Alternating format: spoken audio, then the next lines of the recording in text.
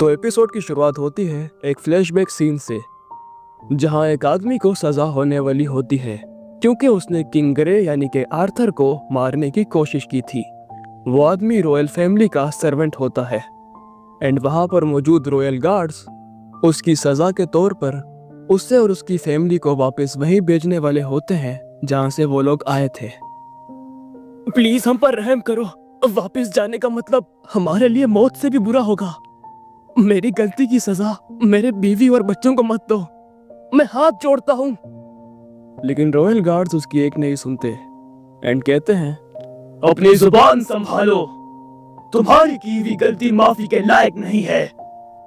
तभी अचानक से हम उसके घर वालों की चीख सुनते हैं एंड अगले सीन में देखते हैं कि किंग ग्रे ने उसके घर वालों को मार डाला। ये सब देखकर रॉयल गार्ड्स कहते हैं, राजा साहब ने उन्हें अपनी तलवार से मार डाला? नहीं, ये उनकी रहमदिली है, तुम्हें खुश होना चाहिए। राजा साहब ने उन्हें हमेशा के लिए आजाद कर दिया है। एंड ये सब देखकर वो आदमी भी राजा साहब का शुक्रिया अदा करता है। वेल, इस सब के बाद सीन शिफ्ट होता है प्रेजेंट टाइम की तरफ, जहां पर रोनाल्ड और आर्थर तलवार चलाने की ट्रेनिंग कर रहे होते हैं। इसी बीच रोनाल्ड अपनी तलवार पर माना को फोकस करता है एंड आर्थर से कहता है कि वो उस पर हमला करे। लेकिन उसी वक्त आर्थर भी अपनी तलवार पर माना को फोकस करता है एंड तेजी से भागकर रोनाल्ड पर अटैक करता है, जिसकी वजह से रोनाल्ड की तलवार टूट जाती है। ये सब देखकर वो काफी हैरान होता है एंड रात को डिनर के वक्त वो एलिस से कहता है, एलिस जरा मेरी बात सुनो, मुझे लगता है कि हमें अपने बच्चे के लिए एक टीचर की जरूरत है। ये अभी सिर्फ 4 साल का है, लेकिन ये काफी अच्छे से माना को कंट्रोल कर सकता है। क्यों ना हम लोग इसे एक मैजिक स्कूल में एडमिशन दिलवा दें? क्या कहा? Magic school? बिल्कुल भी नहीं, मैं अपने प्यारे बेटे को खुद से दूर नहीं कर सकती। और वैसे भी तुमने कहा था कि तुम खुद ही हमारे बच्चे को सब कुछ सिखाओगे। लेकिन ये इसकी भलाई के लिए है। नहीं मतलब नहीं, बिल्कुल भी नहीं। खैर, इस सब के बाद दोनों के बीच बहस शुरू हो जाती है एंड आर्थर कहता है, मॉम, डैड, जरा सुनिए, क्यों ना आप दोनों भी मेरे साथ ही चलें? इस पर वो दोनों मान जाते हैं एंड चलने की तैयारी शुरू कर देते हैं। अगले दिन हम देखते हैं कि रोनाल्ड और एलिस के पुराने साथी वहां पर आते हैं। आर्थर उन सब से मिलता है एंड ये पूरा ग्रुप एक साथ अपने सफर के लिए निकल पड़ता है। वेल, इस सब के बाद वो लोग एक जगह रुककर आराम करते हैं, लेकिन तभी अचानक से वहां पर कुछ भेड़िए आ जाते हैं, जिन्हें वो सब मिलकर बड़ी आसानी से हरा देते हैं एंड अब रात के खाने के लिए उनके पास काफी सारा सामान मौजूद है। उनकी ये फाइट देखकर आर्थर काफी ज्यादा इंप्रेस होता है एंड सोचता है कि वो भी जल्द ही इन्हें ज्वाइन करेगा। खैर, इसी तरह दिन गुजर जाता है एंड रात को वो सब डिनर करने के लिए बैठ जाते हैं। डिनर के वक्त हमें पता चलता है कि उन भेड़ियों से लड़ते हुए रोनाल्ड को एक छोटी सी चोट आ जाती है, जिसे एलिस हील करने लगती है।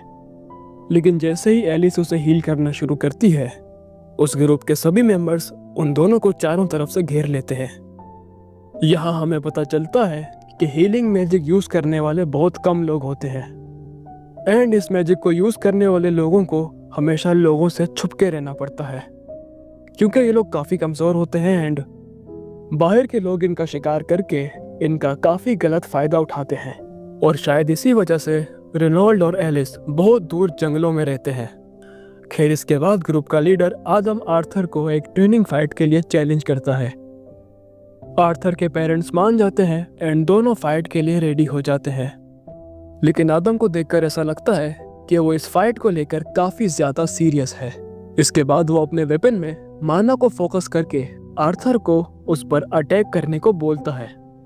इस पर आर्थर भी अपनी तलवार पर माना को फोकस करता है, लेकिन इसी के साथ आर्थर अपने दोनों पैरों पर भी माना को फोकस करता है एंड ऐसा करने के बाद वो जल्दी से भागकर आदम के पीछे पहुंच जाता है एंड उस पर एक जोरदार अटैक करने लगता है। ये सब देखकर वो सभी लोग काफी हैरान होते हैं एंड आदम जल्दी से उस अटैक को ब्लॉक करके लड़ने लगता है एंड दोनों के बीच फाइट शुरू हो जाती है।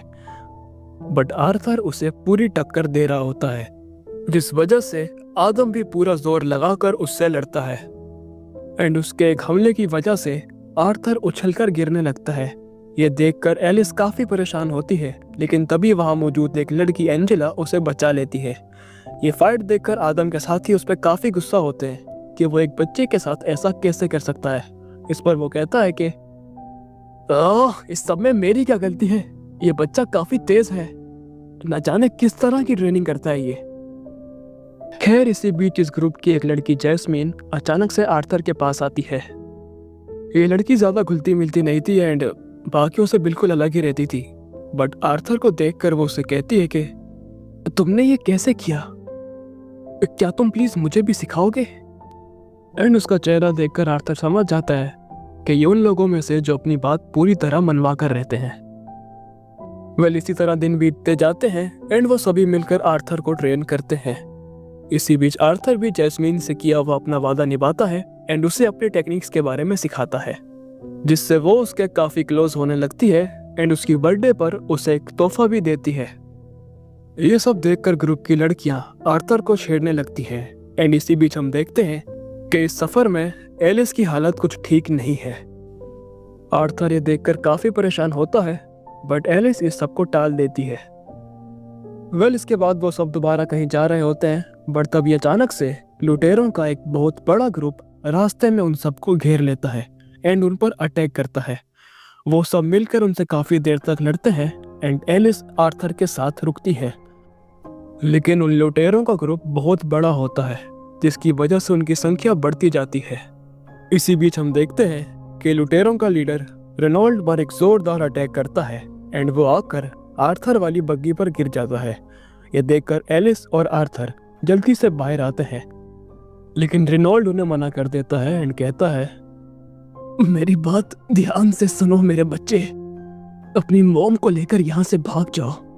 अगर उन्हें तुम्हारी मॉम के बारे में पता चला तो काफी मुश्किल हो जाएगी।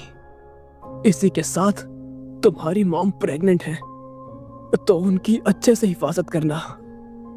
इसके बाद वो पूरी ताकत से ग्रुप लीडर के ऊपर हमला करता है एंड आर्थर एलिस को लेकर वहां से भाग जाता है। रास्ते में कुछ लुटेरे उनके बीच में आते हैं, जिन्हें ग्रुप के बाकी मेंबर संभाल लेते हैं। तभी अचानक से एक जादूगर उन दोनों पर हमला करता है एंड आर्थर जल्दी से उस हमले को डॉज करके एलिस को बचा लेता है, लेकिन इस चक्कर में वो खुद पहाड़ी से नीचे गिर जाता है। गिरते समय वो अपने वेपन का यूज करके उस जादूगर को भी अपने साथ घसीट लेता है।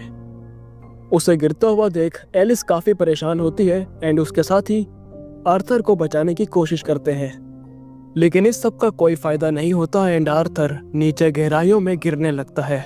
गिरते समय उसे अपना पास्ट याद आता है, जहां वो देखता है कि किस तरह उसने एक आदमी के बीवी बच्चे को मार डाला था। इस पर वो सोचता है, ये जरूर मेरे कामों की सजा है।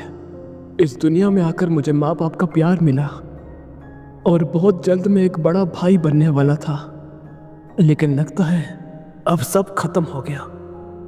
और इसी के साथ आर्थर नीचे गहराइयों में डूब जाता है एंड ये एपिसोड यहीं खत्म हो जाता है। वेल अगर तुम लोगों को वीडियो पसंद आई हो तो काइंडली कमेंट करके बताना कि तुम्हें वीडियो कैसी लगी, एंड अगर वीडियो सच में पसंद आई है तो लाइक एंड सब्सक्राइब करना मत भूलना।